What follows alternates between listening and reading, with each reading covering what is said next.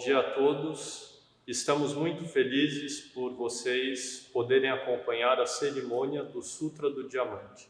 Hoje vamos contar mais uma das histórias maravilhosas sobre a perfeição da sabedoria, do venerável Nagarjuna. A história de hoje é sobre Paramita da paciência. A paciência é a terceira perfeição, e junto com as duas primeiras perfeições que explicamos nos domingos anteriores, generosidade e disciplina, essas três perfeições pertencem ao método da acumulação dos méritos. E o outro grupo é o método da acumulação da sabedoria, que são Paramita da concentração e da sabedoria. E Paramita da diligência, que é a quarta perfeição, está ligada a ambos os grupos. A paciência tem dois tipos: paciência pelos seres e paciência pelos fenômenos. Quando o Bodhisattva pratica a paciência pelos seres, gera infinitos méritos.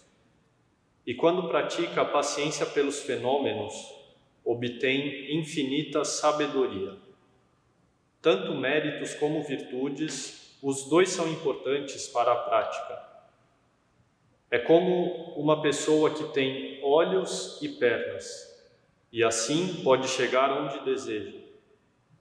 Se o Bodhisattva encontra com pessoas que brigam, insultam ou utilizam coisas para lhe machucar fisicamente, isso é praticar paciência pelos seres.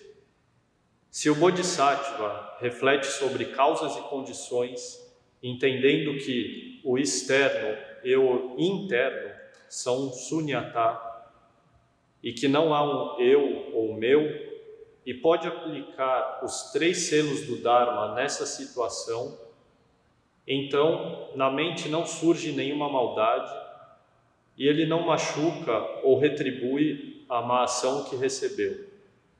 Então isso é praticar a paciência pelos fenômenos. Devido à paciência pelos fenômenos, a sabedoria é mais firme. Por exemplo, é como fazer uma pintura e depois disso aplicar uma capa nessa pintura para finalizar e proteger a pintura. Preâmbulo de Nagarjuna. Pergunta: o que se entende por paciência em relação aos seres? Resposta: há dois tipos de seres que encontram com o Bodhisattva. O primeiro são aqueles que são respeitosos e que contribuem com oferendas e doações. O segundo são aqueles que são odiosos, que repreendem e que podem até mesmo machucar através de golpes. Em tais momentos, a mente do Bodhisattva é capaz de ser paciente. Ele não sente afeição pelos seres que contribuem com doações e também não sente raiva pelos seres que fazem mal a ele. Nisso constitui a paciência em relação aos seres. E como é que alguém pode falar de paciência com relação a respeito e doação de oferendas? Há dois tipos de aflições. O primeiro são as aflições que pertencem à esfera da afeição ou apego. O segundo são as aflições que pertencem à esfera da raiva. Apesar do respeito e a doação de oferendas não gerar raiva, eles são a causa de a mente se tornar afetivamente apegada. Esses são conhecidos como ladrões suaves, em contraste com aqueles que são os ladrões duros, os que causam raiva. Por isso, uma pessoa deveria ser paciente com essas coisas. Assim, ela não se torna apegada e não é movida pelo afeto. Como alguém é capaz de ser paciente? Ele contempla que essas situações são impermanentes e que elas constituem um momento para o possível surgimento das aflições. Como declarado pelo Buda, As feridas que ocorrem através das oferendas são profundas. É como se elas cortassem através da pele e chegassem na carne, cortassem através da carne e atingissem o osso, e então rompessem através dos ossos e alcançassem a medula. Quando uma pessoa se torna apegada a oferendas e doações, então ela atravessa a pele que mantém os preceitos, corta a carne da meditação profunda, quebra os ossos da sabedoria e acarreta na perda da medula da sutil e maravilhosa mente da bondade. A história de hoje se chama A Ruína de Devadatta pela Afeição por Oferendas. Esse princípio da paciência é exemplificado pelo caso que começou quando o Buda percorreu o país de Kapilavastu pela primeira vez. Ele foi até aí com 1.250 monges. Naquela ocasião, o rei Suddhodana pensou consigo mesmo: apesar da comitiva do meu filho ser pura na conduta e pura na mente, eles são totalmente desprovidos com relação à aparência.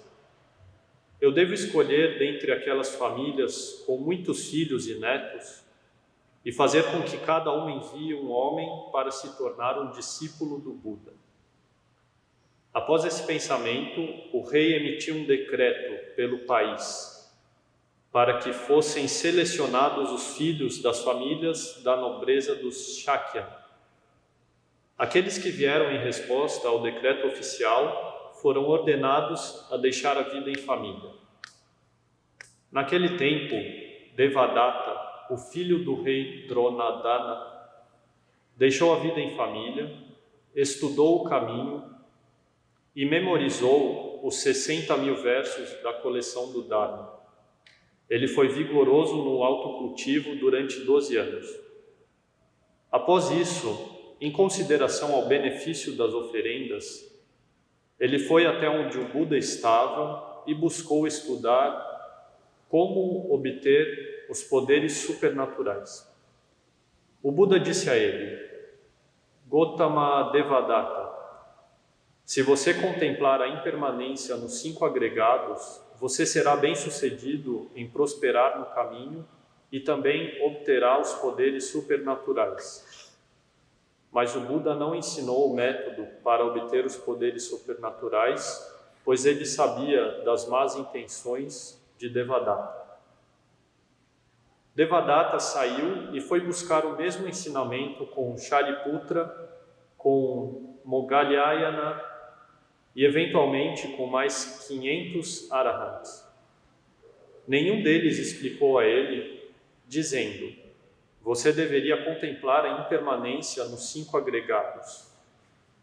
Assim, você poderá prosperar no caminho e também obterá os poderes supernaturais. Ele não conseguiu o que queria, então chorou e ficou infeliz. Após isso, ele foi aonde Ananda estava para buscar estudar os poderes supernaturais. Naquele momento, Ananda ainda não havia adquirido o poder de saber o pensamento de outros seres, pois ele ainda não era um liberado. E sem saber da intenção de Devadatta, ensinou como obter poderes supernaturais, assim como ensinado pelo Buda. Tendo aprendido o método, Devadatta foi praticar a técnica até que conseguiu desenvolver 5 dos 6 poderes. Mas não obteve o 6º poder, o mais importante, o poder último, que é o poder de eliminar todas as aflições da mente. Após obter 5 poderes, ele pensou: quem poderia se tornar meu Dhanapati? Há, por exemplo, o príncipe Ajatasattu. Ele tem todas as qualidades para se tornar um grande rei. Buscando se tornar íntimo do príncipe, ele utilizou seus poderes para seduzir e enganar o jovem príncipe a ser o seu mantenedor. Nesse ponto, é importante notar que o príncipe Ajatashatru também não tinha inclinações muito corretas e futuramente foi ele mesmo que, devido à vaidade e ao desejo por poder, destronou o próprio pai, o aprisionou e o matou, tomando assim o trono e se tornando rei. Após conseguir com que o príncipe lhe construísse um imenso vihara, uma habitação para monge, e lhe ofereceu muitos pratos com as melhores comidas e os melhores presentes, Devadatta notou que ainda assim ele possuía poucos discípulos. Devadatta então pensou: eu possuo 33 das marcas de um homem grandioso, apenas um pouco menos que as marcas do Buda. Talvez é apenas por não ter muitos discípulos juntando-se ao meu redor. Se eu tivesse comigo uma grande assembleia, como eu poderia ser diferente do Buda? Após ter esses pensamentos, ele teve a ideia de separar o Sangha e tomar para ele 500 discípulos. Mas Shariputra com Moggallana reunificaram o Sangha através do Dharma correto. Após isso, ele tentou esmagar o Buda jogando uma grande pedra morro abaixo, evento o qual foi evitado por um protetor celestial, que com sua lança destruiu a grande pedra. Porém, ainda assim, um pequeno fragmento atingiu o pé do Buda, fazendo-o sangrar. Uma monja arahant, já liberada, censurou-o por tais atos. Ele deu um golpe tão forte que a matou imediatamente. Devadatta cometeu 3 das transgressões mortais e se aproximou de mestres maldosos e promotores de mentiras, como o mestre Purana. Ele cortou todas as raízes das boas ações e sua mente se tornou desprovida de sentimento de vergonha ou arrependimento. Além disso, ele ainda escondeu embaixo de suas unhas um veneno mortal, desejando utilizar uma ocasião de reverência ao Buda para matá-lo envenenado. Ele estava a caminho para encontrar com o Buda, mas ainda não havia chegado, quando o chão se abriu espontaneamente e uma carruagem em chamas surgiu da fenda. Ela tomou ele a bordo e transportou-o, ainda vivo, aos infernos abaixo. O corpo de Devadatta possuía 33 das marcas de um homem grandioso, e ainda assim ele foi incapaz de resistir e dominar sua própria mente. Em consideração à doação de oferendas, ele criou grandes delitos e adentrou aos infernos ainda vivo. É por essa razão que é dito que as feridas infligidas pelas doações vão fundo, atravessando a pele e atingindo a medula. Uma pessoa deveria rejeitar e se livrar da mente que sente afeto pelas pessoas que fazem oferendas.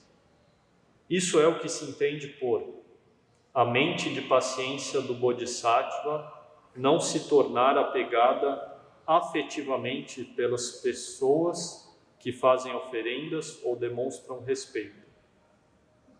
Nessa história temos algumas notas.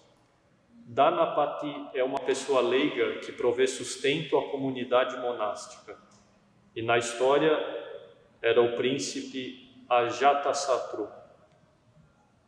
As 5 transgressões mortais, ou em sânscrito, Anantarya, são patricídio, matricídio, matar um arahant, criar um cisma na comunidade harmoniosa do Sangha e derramar o sangue de um Buda. O termo sânscrito conota iminência, inevitabilidade e a retribuição implacável em direção ao inferno. Essas transgressões são discutidas no Abhidharma Kosha Pasya de Vasabantu. Então, com essa história, aprendemos sobre paramita da paciência. Paciência para não rejeitar seres que não nos agradam e paciência para não nos apegarmos a seres que nos agradam. Vamos aprender com essa história e manter nossa prática de paciência. E junto com as práticas da generosidade e disciplina, com esses 3 paramita, vamos beneficiar infinitos seres e acumular muitos méritos, para que nosso caminho esteja livre de obstáculos até atingirmos a iluminação completa.